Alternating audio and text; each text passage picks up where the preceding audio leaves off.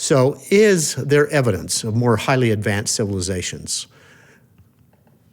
Found in different areas of America's heartland are these giant geometric earthworks in which the mound builders constructed giant circles and with giant squares, which are very symbolic of heaven and earth.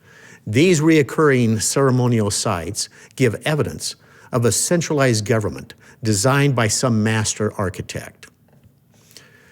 We were blessed to be able to interview no less an authority than Dr. Roger Kennedy, a former director of the Smithsonian American History Museum, just prior to his passing in 2011, where he talks about evidences of a more refined people. In his landmark book, Hidden Cities, in which he published in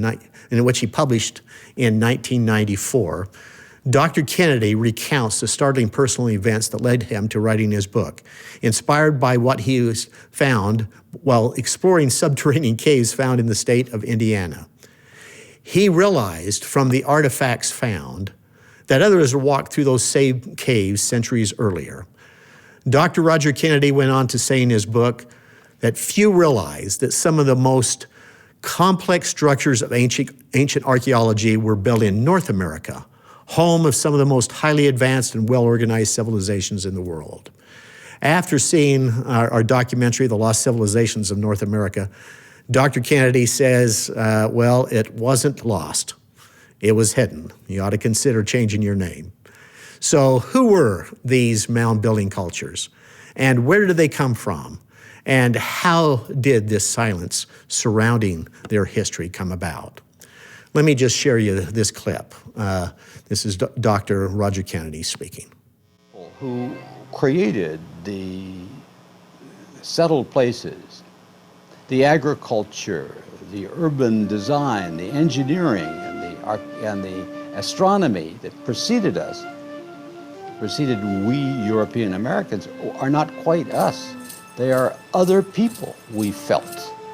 And in the European American tradition, there's a long, long history of our saying to ourselves, oh, no, that's those people. And those people can't be as good as us people. They couldn't have built those great big things.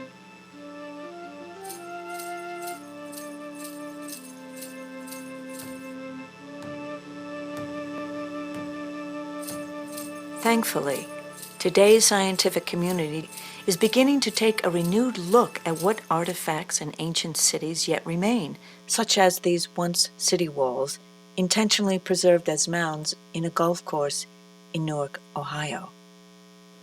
I'm standing here at the parallel walls that connect the gigantic octagon with a large circle.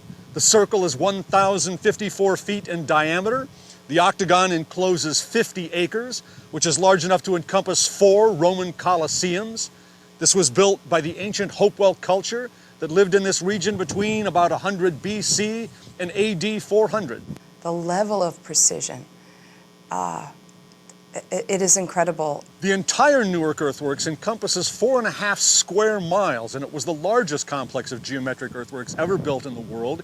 It includes 2 circles, a gigantic octagon, a square. But actually what we call the Hopewell culture, things like it at least, and things related to it, covered much of eastern North America in different parts. As far south as Florida, as far west as Kansas City, as far east as perhaps New York. They had to be incredibly sophisticated to be able to build these mounds perfectly, in unison to an octagon shape and a circular shape.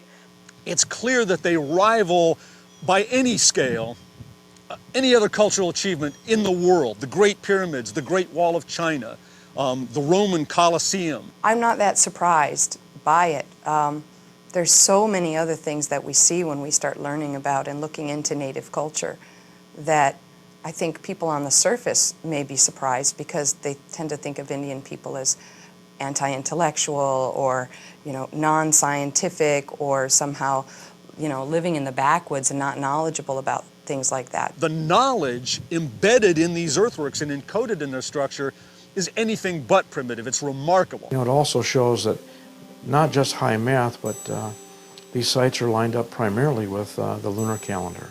They had high math, they understood geometry, and because of the lunar calendar, they also understood the heavens, astronomy.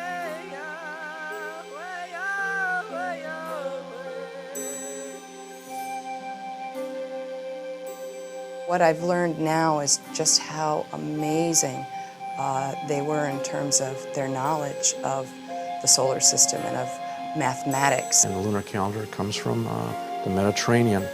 And then they had the unit of measurement was 606, which they call the stade.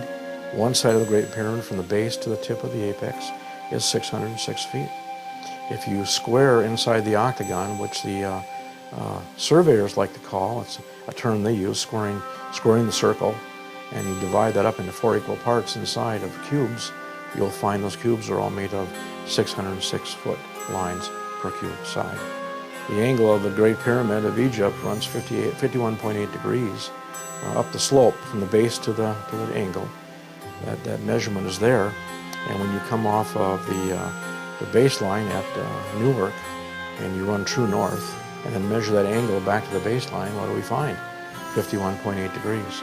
So did they have the same math as the ancient Egyptians? Well, I gotta say, yeah, it sure looks like it. It's as inspiring, I think, in its way as the NASA program to send a man to the moon. Most of the Mediterranean societies, civilizations, ran their calendar on the lunar cycle, or a 13-month calendar. And that can be fully demonstrated with the Hopewell people as well. Again, another nice parallel to the Mediterranean contact. And what a special place it is. You feel that right away. You feel it immediately when you're there. I was in a kind of strange position because I was on a job interview when they took me to the site, and I was literally just from the presence of the place moved to tears and felt kind of uncomfortable as a person in a job interview, but yet having these strong emotional feelings and some connection to this place and the history that was there. And it just occurred to me, how could this be?